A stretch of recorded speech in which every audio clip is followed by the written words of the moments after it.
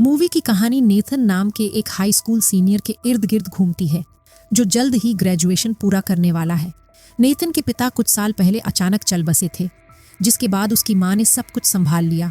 उन्होंने financial situation को स्थिर किया और नेथन की जिंदगी को माइक्रो मैनेज करना शुरू कर दिया।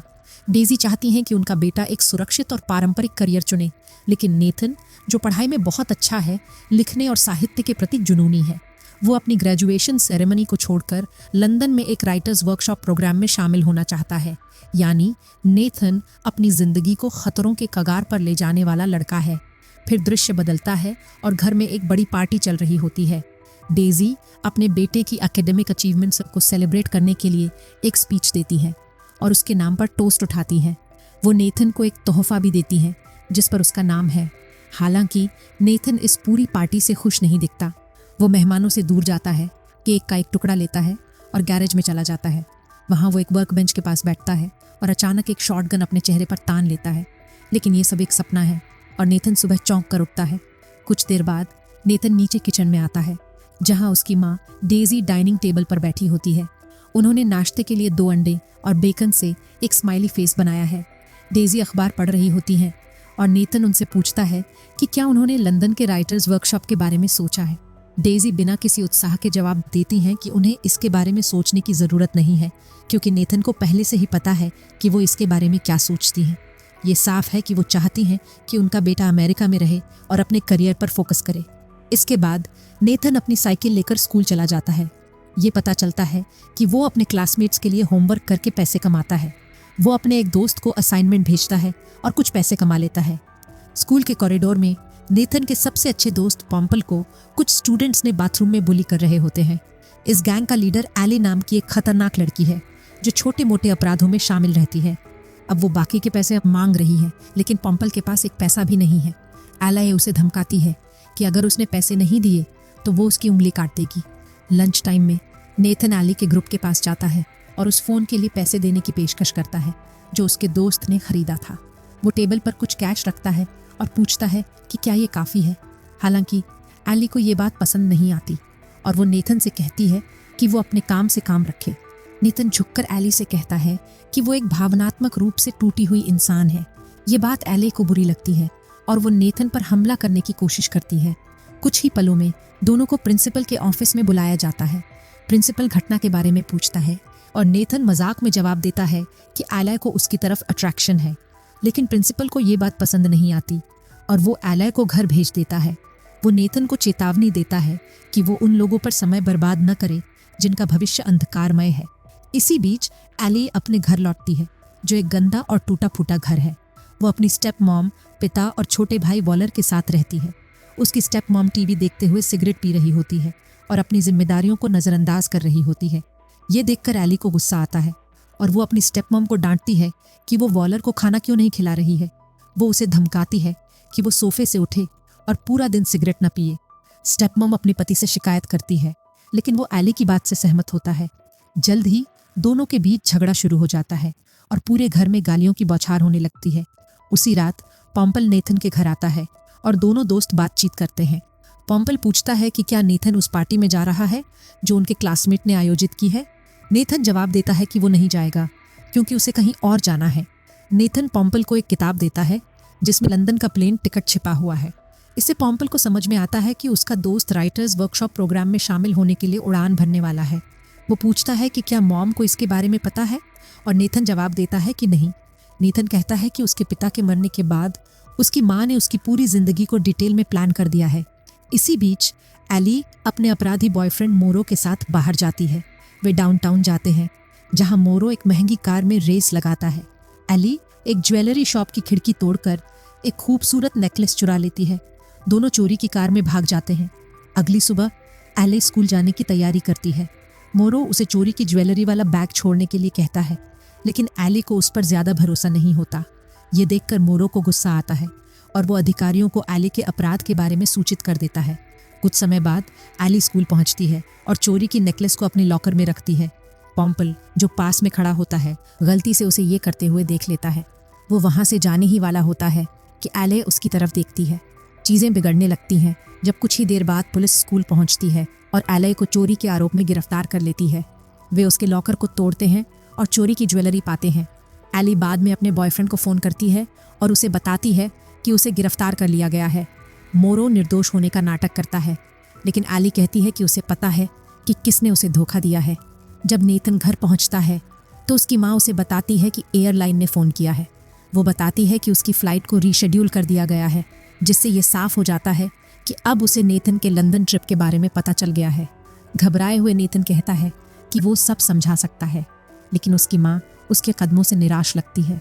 उसी रात पॉम्पल एक हाउस पार्टी में जा रहा होता है, लेकिन अचानक एली और उसके गैंग द्वारा हमला कर दिया जाता है।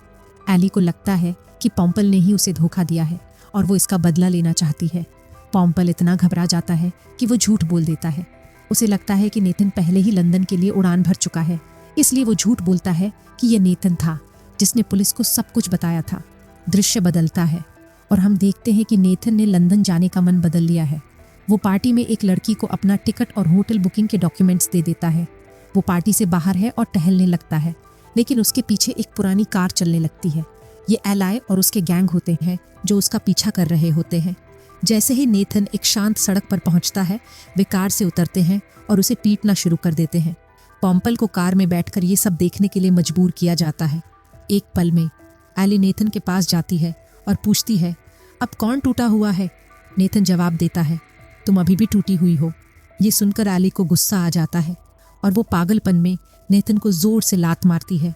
नेथन सड़क से लुढ़क कर एक पत्थर से टकराता है। अब एली और उसके गैंग को अपने किए पर पछतावा होता है। वे डर जाते हैं कि उन्होंने एक हत्या कर दी है।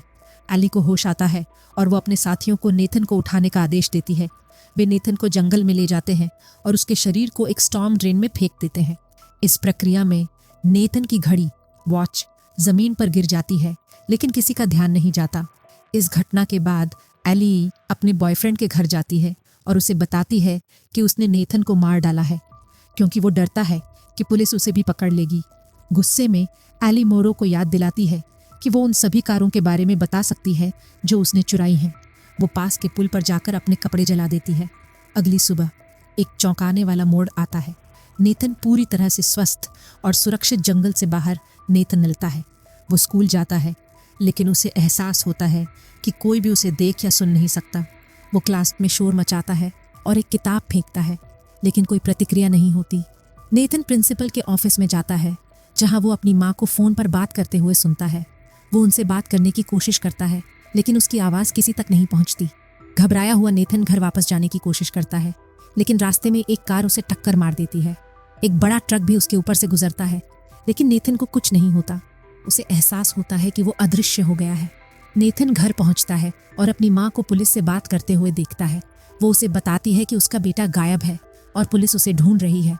नेथन को समझ में आता है कि वो मर चुका है। कुछ समय बाद डिटेक्टिव कैटी और ब्रायन नेथन के गायब होने की जांच शुरू करते हैं। वे जंगल में टायर के निशान और एक टूटा हुआ साइड मिरर देखते हैं। उन्हें ये भी पता चलता है कि एली और नेथन के बीच स्कूल में झगड़ा हुआ था। वे एली के घर जाते हैं और उसे छत पर बैठे हुए पाते हैं। डिटेक्टिव ब्रायन, जो एली के पिता के साथ काम कर चुके हैं, उससे पूछते हैं कि क्या उसने नेथन को देखा है। एली झूठ बोलती है कि उसने उसे स्कूल में झगड़े के बाद से नहीं देखा।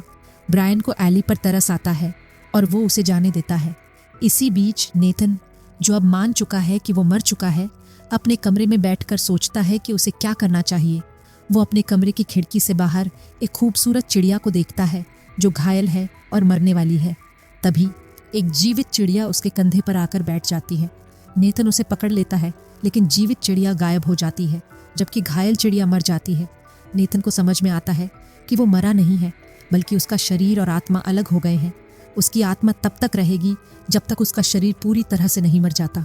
इसी बीच डिटेक्टिव ब्रायन मोरो से मिलते हैं और उससे ज्वेलरी शॉप की चोरी के बारे में पूछते हैं।